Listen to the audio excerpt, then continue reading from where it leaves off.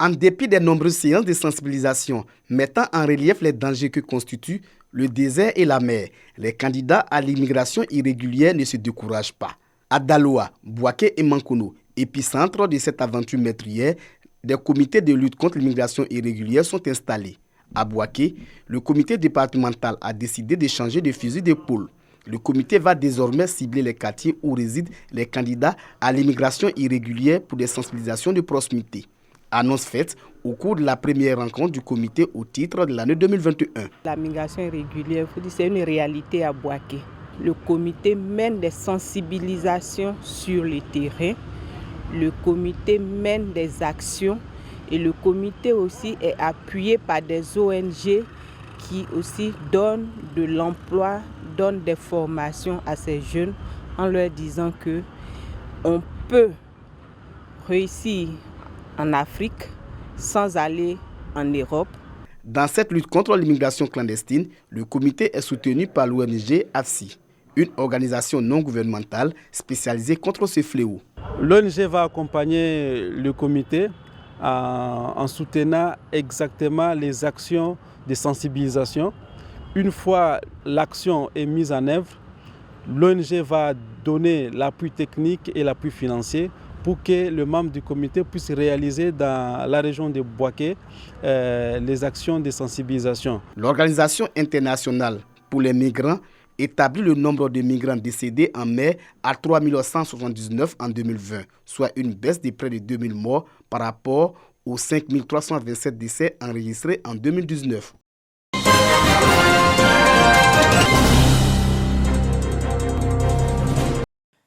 Dans le département d'Ara, dans la région du Moronou, les acteurs des médias sociaux renforcent leurs capacités de gestionnaires et d'administrateurs des réseaux sociaux. Une initiative du collectif des acteurs des médias sociaux du Moronou et des autorités administratives de la commune. Il s'agit d'outiller ces blogueurs à être des ambassadeurs de paix et de cohésion sociale sur ces nouveaux médias. Aujourd'hui, nous sortons aguerris de certaines techniques de rédaction à travers tout ce que les formateurs nous ont apporté comme technique, comme spécialisation.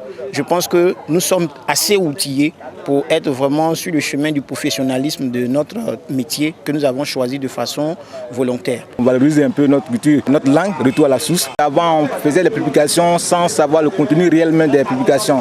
Aujourd'hui, grâce à cette formation, on sort avec beaucoup de bagages intellectuels. Le Moronou a connu des heurts ayant engendré des morts lors des élections présidentielles du 31 octobre dernier.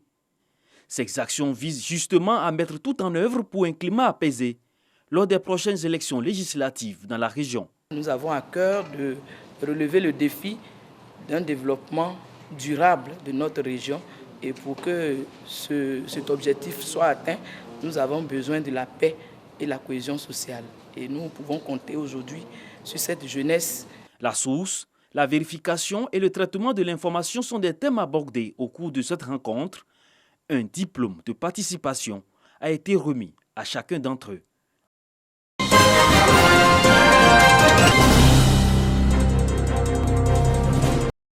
Par ce geste, le sous-préfet de Boisflé, représentant le préfet de région de la Maraoué, inaugure le préau de consultation prénatale et de vaccination du centre hospitalier régional de Boisflé.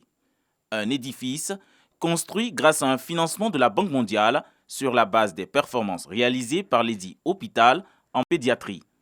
Objectif, faciliter la prise en charge des femmes enceintes, des mères ainsi que leurs enfants et améliorer les soins qui leur sont administrés afin de réduire les décès maternels et néonataux. Nous sommes dans un programme qui est le FIDF, c'est-à-dire le financement basé sur la performance. Bien évidemment, pour être performant, il faut que ces agents soient motivés. Donc nous avons initié ce prix pour pouvoir les motiver davantage pour atteindre nos objectifs dans le bien-être des populations.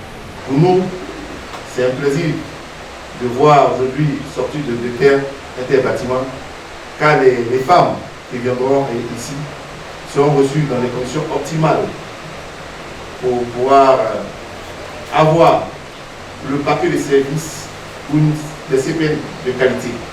Ce préau comprend une salle d'attente servant de vaccination et 2 bureaux de consultation prénatale et postnatale entièrement équipés. La livraison de cet édifice réjouit les autorités sanitaires et administrative de la localité. Nous invitons les femmes de Bois-Flé, les femmes en grossesse, de fréquenter massivement ce joyau architectural pour leur bien-être ainsi que pour leurs enfants. Cette cérémonie a été l'occasion de récompenser les meilleurs agents et services du CHR. Le major Kone Kafonima, meilleur infirmier, Kosia Kwasi Dongo, sage-femme, meilleur sous-major. Le prix de meilleur service est revenu à l'équipe d'amélioration de la qualité et d'ORL. Ce centre hospitalier de Bois-Flé a été créé depuis les années 60.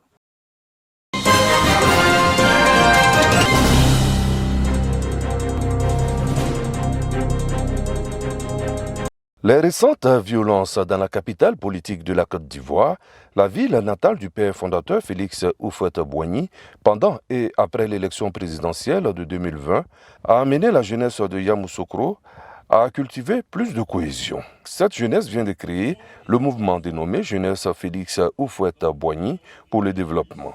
Les actions que va mener ce mouvement de jeunesse sont l'autonomisation des jeunes afin d'assurer leur pleine participation à la vie sociale en tant que partenaire utile et à part entière pour le développement de la capitale politique, prôner le vivre ensemble, la paix et surtout œuvrer pour éviter les conflits entre jeunes. J'aimerais dire à la jeunesse de Yamoussoukro, il faut qu'on se fasse confiance, qu'il n'y ait plus que ces jeunes de trucs arrivent ici encore à Yamoussoukro.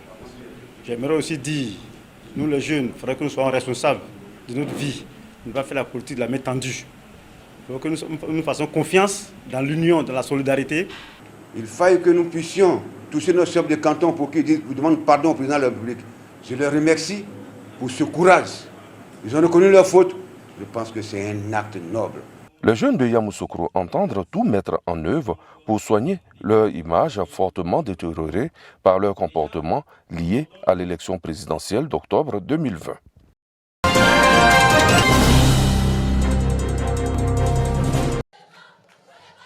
Banderole pour certains, mouchoir pour d'autres, louanges, chants et danses sur l'artère principale de la ville au rythme de la fanfare. Nous sommes à la célébration des 70 ans de vie consacrée de l'Église catholique dans la sous-préfecture d'Aféry, région de Lamé. Ces prêtres, au service de Dieu, mais aussi les fidèles, sont venus de toutes les contrées de la localité. À travers ce rassemblement à la paroisse Saint-Pierre d'Aféry, ils manifestent ainsi leur gratitude au Seigneur Jésus-Christ. L'objectif est de promouvoir la vie consacrée et réaffirmer leur engagement à servir le Christ, suivre ses pas, mais encore continuer l'évangélisation entamée par l'abbé Robert Kimou, premier prêtre à Kié. Nous célébrons donc une résurrection, une rentrée dans la gloire de Dieu. Et c'est cet événement qui a mené cette grande mobilisation de prêtres religieux et religieuses. Une rencontre marquée en son second jour par une messe d'action de grâce. Occasion pour les consacrés de recevoir la bénédiction de Monseigneur Alexis Touabli Youlo, évêque du diocèse d'Agboville. Quant aux fidèles, de marquer leur reconnaissance à Dieu à travers des danses et des offrandes. Et cela à l'image de la fidélité et l'abnégation de feu Robert Kimou, fondateur du mouvement CVAV en Côte d'Ivoire. Oui, l'Église est en marche. Une marche, quelquefois laborieuse, mais toujours victorieuse. Parce que Jésus-Christ est avec son Église. Il a lui-même est ergo, vobis cum sum. Et moi je suis avec vous. Usque a consolationem seculi, jusqu'à la fin des temps. Splendeur de l'Église en prière. Oui, l'Église catholique. Faut tout notre amour. L'abbé Robert Kimou, né en 1919, consacré prêtre en 1950, repose désormais à jamais dans l'enceinte de la paroisse Saint-Pierre d'Aféry. C'est dans une ferveur totale que cette célébration des 70 ans de vie consacrée à Kié a pris fin.